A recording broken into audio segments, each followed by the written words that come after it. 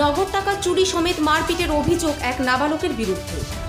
বৃহস্পতিবার বামুটিয়া পুলিশ ফাঁড়ির অন্তর্গত দক্ষিণ রাঙ্গুটিয়া এলাকায় প্রকাশ্য দিবালোকে পরিতোষ বিশ্বাস নামে এক ব্যক্তির বাড়ি থেকে 14,000 নগদ টাকা চুরি ও পরিতোষ বিশ্বাসের বাড়ির লোককে মারধর করার অভিযোগ করেন বাড়ির এক সদস্যা।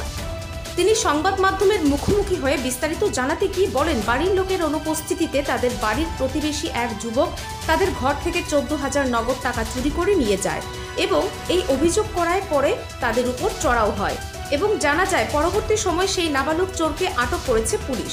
এখন দেখার পুলিশি তদন্তে কি বেরিয়ে আসে, কারণ চোরের পরিবারের দাবি তাদের ছেলে চুরি করেনি।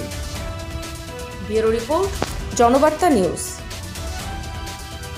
আজকে আমি দোকানে ছিলাম, তারপরে আমার ছেলে বাড়িতে আসছিল, তো আমি গোড্রেজের যে চাবিটা আছে না বাড়ির মধ্যে রেখে গেছি আর কি, বালিশের নিচে রেখে গেছি।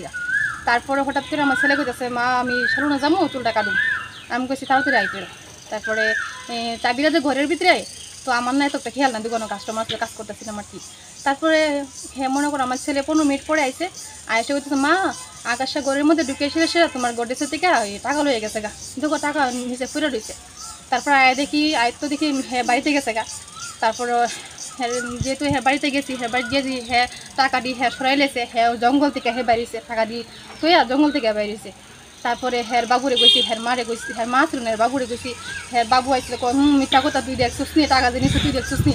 আমি কইছি আমার ছেলে দেখছে এবং টাকা টুকা দিয়ে করে রুচে নিচ্ছে, তুমি এসে দেখো গোড্রেজ পুরা খোলানো। তারপরে আমার দূরচিন্তা ধরছে, আমার ছেলেরা মারছে, আমার শাশুড়ির একটা বাঁশের একটা বড় একটা দিয়ে সেটা বাড়ি মারছে, রক্ত এ পড়ছে।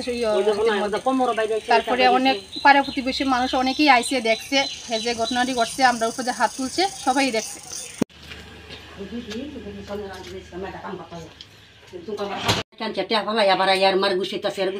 আমি ধরছি আমার দূর দইরা জায়গা চলে গেছে তারপরে কোমর আয় দেখি গোড্রেজ পুরা খোলানো, টাকা নিচে ফিরে দিচ্ছে। আমার ছেলে আটকানোর চেষ্টা করছে কিন্তু। Bureau report, Janabarta news.